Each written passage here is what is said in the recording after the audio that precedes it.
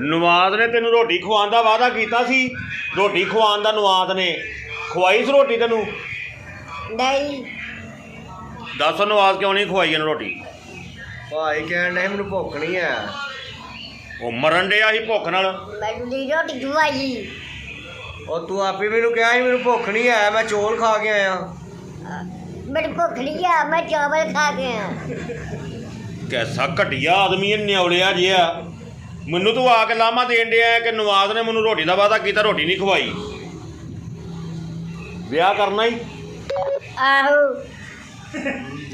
ਬੇਗਮ ਕਿੰਜ ਦੀ ਹੋਵੇ ਜ਼ਰਾ ਦੱਸ। ਬੇਗਮ ਮੇਰੇ ਜਿਹੜੀ ਹੋਵੇ, ਛੋਟੀ ਮਦਰਿਆ ਕੱਦ ਹੋਵੇ, ਤੇ ਬੱਚੇ ਕਿੱਡੇ ਕਿੱਡੇ ਹੋਣ?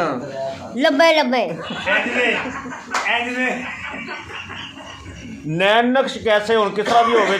ਗੋਰੀ ਚਿੱਟੀ ਜਾਂ ਆਹੋ ਕਿਸ ਤਰ੍ਹਾਂ ਦੀ? ਆਹੋ। ਅੰਨੀ ਦੀ ਆ ਕਿੰਜ ਦੀ ਬੁੱਢੀ ਹੋਵੇ ਜ਼ਰਾ ਦੱਸ, ਹੋ ਸਕਦਾ ਲੱਭ ਜਾਵੇ। ਮਾਸ਼ਾ